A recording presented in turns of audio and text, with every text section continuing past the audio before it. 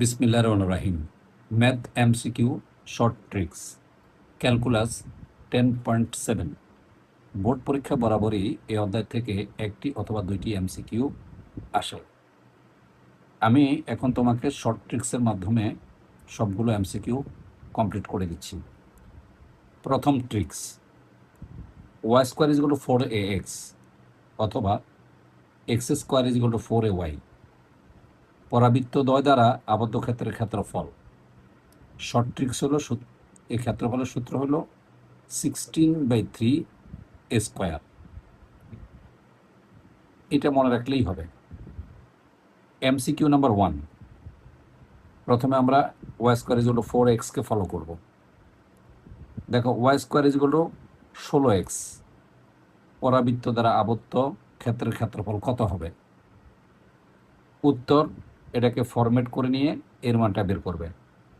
তারপর ক্ষেত্রফল 16/3 স্কোয়ার, এর মান 4 স্কোয়ার, তার মানে ফলাফল আসে 256/3 বর্গ একক।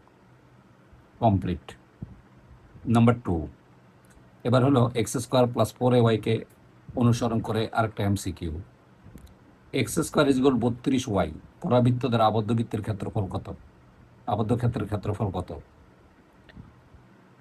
তো এখন দেখো, উত্তর হলো x square is equal two 4 × 8 × y, তার মানে ফরম্যাট করে নিবে।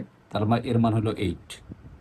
তাহলে ক্ষেত্রফল আগেরটাই 16/3 স্কোয়ার, এই যে 16/3, এর মানে হলো 8 স্কোয়ার এবং ফলাফল 1024/3 বর্গ একক। কমপ্লিট। আরেকটা tricks number 2, x square is equal to 4ay পরাবৃত্ত এবং y is equal to mx রেখা দ্বারা আবদ্ধ ক্ষেত্রের ক্ষেত্রফলের সূত্র কি? সূত্র হচ্ছে 8/3 স্কোয়ার m কিউ। যদি x square is equal to 4ay হয়, খেয়াল রাখবে, আমরা যদি এক্স স্কোয়ার প্লাস 4ay হয় আবার y square is equal to 4ax হয়, তাহলে সূত্রটা ডিফারেন্ট হয়। তাই আমি প্রথমে 2 নম্বর ট্রিক্সটা রাখলাম x square is equal to 4ay দিয়ে। আমরা শুরু করি একটা MCQ number 3, x square is equal to 16y এবং y is equal to 2x রেখা দ্বারা আবদ্ধ ক্ষেত্রের ক্ষেত্রফল কত হবে? উত্তর, আমরা যদি এক্স স্কোয়ার প্লাস 16y-কে ফরম্যাট করি তাহলে আমরা এর মান পাবো 4, আর এখানে m এর মান হলো 2। তাহলে আবদ্ধ ক্ষেত্রের ক্ষেত্রফল দেখো 8/3 ইন্টু স্কোয়ার, এর মান হলো 4 স্কোয়ার, m এর মান 2, এই যে 2 কিউব, ফলাফল আসে 1024/3 বর্গ একক। Complete. Tricks number 3, y square is equal to 4ax পরাবৃত্ত এবং y is equal to mx দ্বারা আবদ্ধ ক্ষেত্রের ক্ষেত্রফল কত হবে?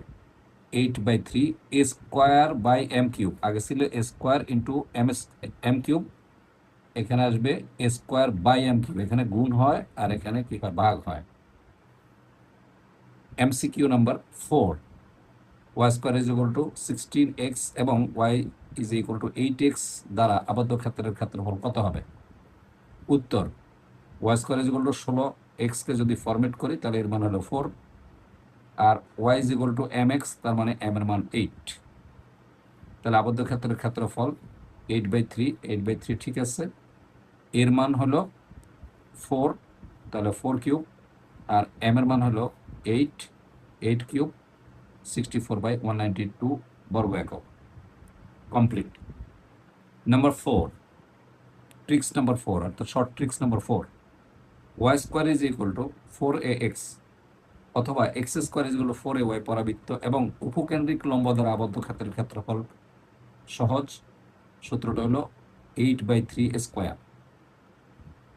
এখন এই ক্ষেত্রে y square is equal to 4x অথবা x square is equal to 4ay কোনো সমস্যা নেই, কারণ এখানে একই ফরম্যাটে আসে। MCQ number 5, y square is equal to 8x পরাবৃত্ত এবং উপকেন্দ্রিক লম্ব দ্বারা আবদ্ধ ক্ষেত্রের ক্ষেত্রফল কত হবে? প্রথমে y square is equal to 8ax-কে ফরম্যাট করো, তাহলে এর মান পাওয়া 2। তাহলে ক্ষেত্রফল আমাদের সূত্র অনুযায়ী 8/3, এই যে 8/3 এ স্কোয়ার, এর মান হলো 2, 2 স্কোয়ার 32/3 বর্গ একক। Complete. MCQ number 6, x square is equal two 4y, পরাবৃত্ত এবং উপকেন্দ্রিক লম্ব দ্বারা আবদ্ধ ক্ষেত্রের ক্ষেত্রফল কত? উত্তর ফরম্যাট করো, x square is equal to 4ay, তাহলে এর মান 1, তাহলে ক্ষেত্রফল হবে এই যে 8/3, 8/3, 8/3 স্কোয়ার, এর মান হলো 1, 1 স্কোয়ার, তার মানে 8/3 বর্গ একক। বোর্ড পরীক্ষা এখান থেকে আসার সম্ভাবনা অনেক অনেক অনেক বেশি। এবার আমরা চলে আসি পরবর্তীতে।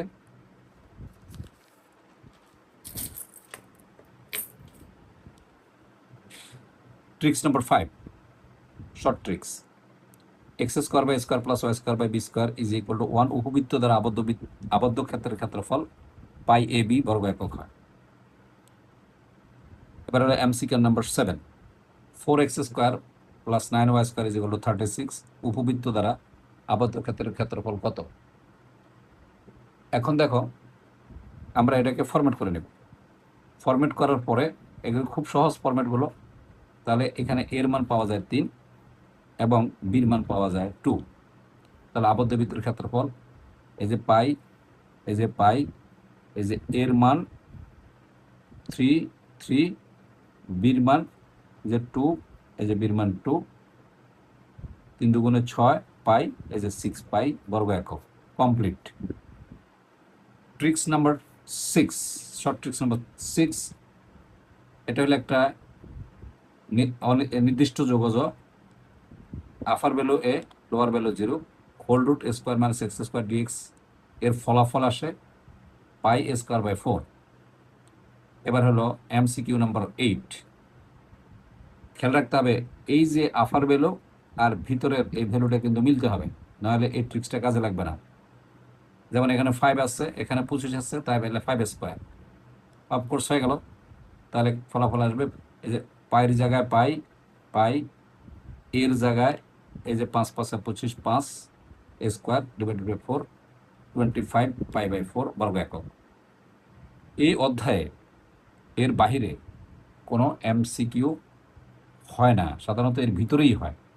সংখ্যা পরিবর্তন হবে, এটা খুবই স্বাভাবিক, তবে এর ভিতরেই থাকবে। এই অধ্যায় হতে এর মধ্য থেকে একটা MCQ বারবার বোর্ড পরীক্ষায় আসে। ইনশাল্লাহ এই অধ্যায়ে তোমার MCQর ভয়টা কেটে গেল। আশা করি বোর্ড পরীক্ষায় এর মধ্য থেকে একটা অথবা দুটি MCQ তুমি পেতে পারো অথবা পাবে। অনেক ধন্যবাদ। ক্লাসটা কেমন লাগলো কমেন্টস করবে।